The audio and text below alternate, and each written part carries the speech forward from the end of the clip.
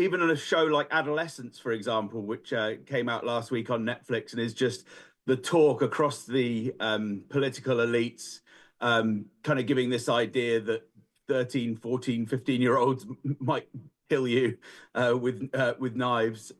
That sort of creating this kind of fear environment. But I think not just on domestic policy, but also on foreign policy as well. That I wonder how important you see these kind of things. I mean, there's literally just this week, Jude Law finished wrapping a film which is called The Wizard of the Kremlin. I don't think it's out until next year, but I think it's about Jude Law is literally playing Vladimir Putin in a major Hollywood movie. And I think it's about disinformation that comes out of the Kremlin. So it just seems to me that the media is plays a really important role, and that feeds in very much to an overall ideology that can be very much infected with all sorts of biases and fears. How important do you think that is to the conduct of foreign policy? And racism, of course. You know, I mean, I just watched with my kids The Life of Pets 2, where not only the Russian character was wicked and evil, but even his dogs were wicked and evil, and they were Russian dogs. So, of course, it works. You'll know George Orwell's novel, Keep the Aspidistra Flying, the hero Gordon Comstock, he describes advertising as legalized lying. Well, media is legalized lying, and advertising works. Legalized lying in the media works. It has its impact, or they wouldn't do it. So, of course, there are a lot of sheep who follow the sheepdog all the way on to the truck for the final journey to its end in the abattoir. There's a lot of that. I was thinking of a stunt the other day of buying 20 sheep and painting, you know, labor on the side of them and leading them, as it were, to the abattoir. It is undoubtedly true that the prevailing orthodoxy, which is the orthodoxy that the media and the political class, irrespective of party position, maintain and seek to persuade the rest of us to follow.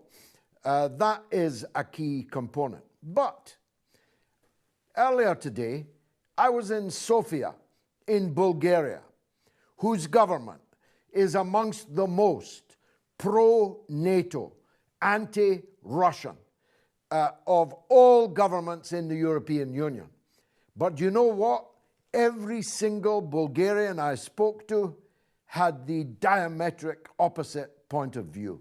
So propaganda doesn't work completely, and sometimes it fails completely.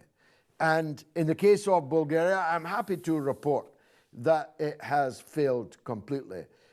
But it depends on a word you used, ideology. You need an ideology as an anchor in shifting sands, in swirling waters.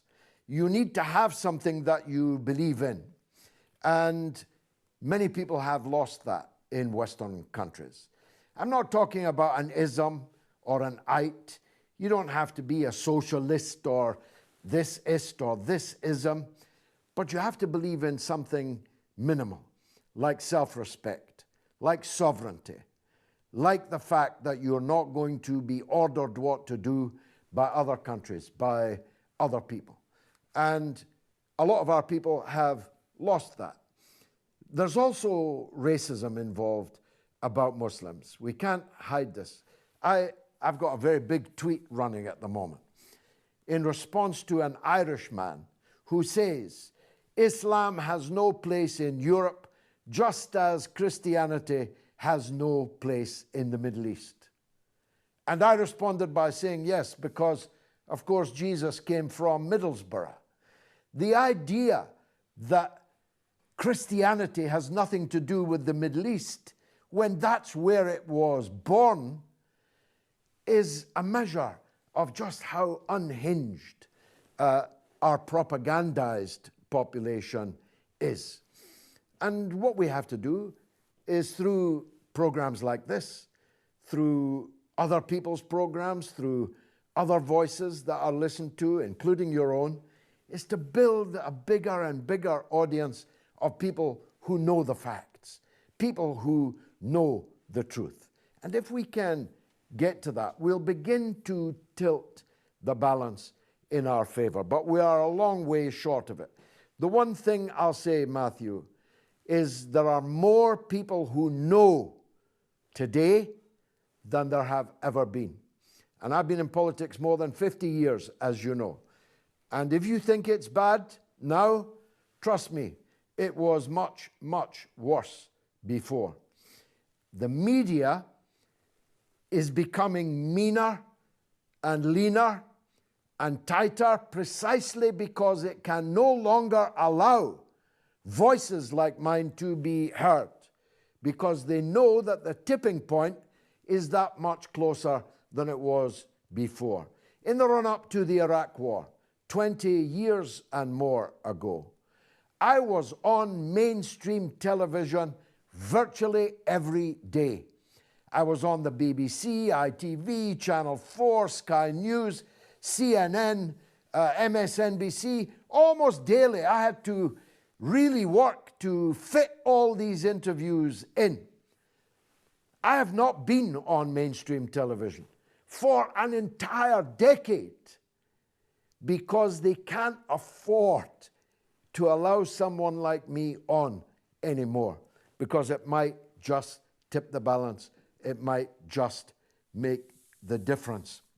Matthew Alford, a very great expert on media and the narratives that they try to spin us, will, I think, have to be the last call of this particular show. I'm very